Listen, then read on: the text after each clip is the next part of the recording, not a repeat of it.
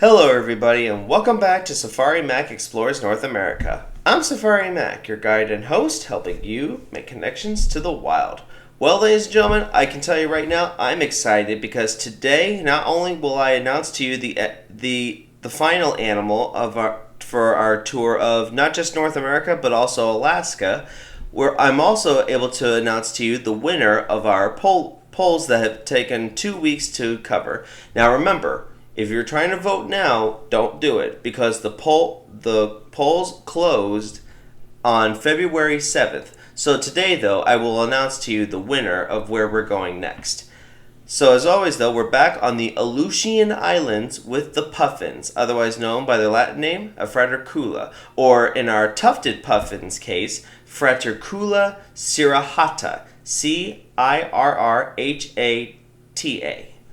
But as always, if you're new to my channel, hit that like and subscribe button. Check out my Facebook page on content on conservation. And if you have a question about animals, or if there's an animal that you want me to do in the future, all you gotta do is just send me an email, which you will always find the link to down in my description below. But if you're ready, I'm ready. Let's get back to the Aleutian Islands and begin with the wild things. Now, puffins are pretty good swimmers, but they can also hold their breath for up to 30 seconds and dive to a depth of up to 200 feet just to find enough food to feed themselves as well as their growing chicks. In addition to, with their growing chicks having to be kept safe, they are known to dig up to 5 feet just to make a burrow to keep their eggs safe. So 5 feet or 1.5 meters. Now here's a little fun one. They've often been called the sea parrots of the sea, mostly because of their brightly colored bills. And of course, they're also known to be one of the fastest and flappiest of birds. I know it sounds corny, but it's said that they can flap their wings up to 400 times a minute and fly in at speeds up to 54 miles an hour. And then finally, thanks to research, one tufted puffin was branded and then was captured again 6 years later. Thankfully, this shows that these birds can, if the right conditions and if they're lucky enough, they can live for a long time. It's also estimated that they are known to live up to 20 to 25 years. Now, unfortunately, we get into the problems and challenges that these birds have faced in the past and continue to face today. So, one of the major problems that these birds are facing is competition of fishing. See, we humans have seemed to really have conquered the seas, not just in exploration, but also in harvesting. We seem to be harvesting continuously more than what we should be doing, and we need to really figure out a better way to coexist. The problem is, here's an example. One of the birds' favorite fishes that they catch is capelin, and also humans eat capelin as well. But now the problem with that is when you try to fish in the same area and when one takes more than the other often loses out. And if they're not, and never mind themselves, if they can't get enough food to feed their own chicks, then this can even encourage them to not breed. And that's not what we want to do. We want to help these guys out as much as possible. Another problem. Introduced predators such as rodents as well as foxes have now gotten onto some of these areas where humans are colonizing, and they have been able to find, because of their adaptability and their cunning, find the puffin fledglings as well as the eggs and then eat them, therefore reducing the population. But another major challenge, and this is probably one of the biggest ones, climate change. See, what's the problem is, as the temperature continues to rise, it creates a lot of problems for specialized animals. So for some fish, the water may be too warm now for them to be able to develop properly, and so they'll suffer birth defects. Even crustaceans have been seen where their shells are not forming as properly as they should.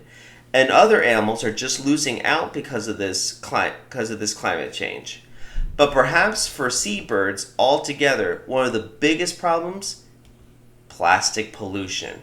See, The problem is, people often have this thought that if the garbage here can't affect anywhere else, even in the most remote places, right? Unfortunately, it can. Even the most remote, isolated places on Earth are now feeling the effects of human pollution and human activity. So unfortunately, as you can see right here with this bird, as they eat the small plastics, it accumulates in their stomach, and they can't really digest this stuff. It just sits in their bellies, and eventually, it gets to a point where they can't even process any natural food, and as a result, they starve to death. So really, plastic pollution is big time trouble. This is really why it is up to us all now, folks. Let's all work to try to keep our water clean. Now, thankfully, of course, conservation measures are being taken into action, and we're figuring out other ways to help protect these animals and any animal from extinction. So for puffins, one of the ways that you can help them is by supporting research from ornithologists. As these people go out into the field and study these birds in probably the most harsh of conditions, these people are able to report to us either how they are having a hard time due to human activity or how they are beginning to recover because of something that we've changed. So only by hearing from what they say to us from nature can we, the human world, begin to really figure out, okay, so this is good, but this is bad. We gotta tangle the bad, and how can we improve the good part that's coming on right now? And so I can tell you right now, not here in Alaska, but at least on the eastern coast of the United States, the Atlantic puffins seem to be having a bit of a good recovery from climate change as well as human activity. So there is hope yet for the species, but we have to continue this work. We can't stop. We can't slow down. We can't do any of that. We have to keep going for their sake as well as for our own. Another big issue that we can do: support sustainable seafood. See, we all like to eat seafood. Me, myself, I'm no stranger to oysters or other fish. But even I don't always try to figure out what else is sustainable at the time and try to help encourage others to make better choices. So these examples are some examples that we can do to help protect seafood populations, in other words, the fish stocks, as well as marine wildlife from having a hard time finding food. See, oysters, while we do farm them, catching some oyster reefs and even supporting the restoration of oyster reefs, that can help them.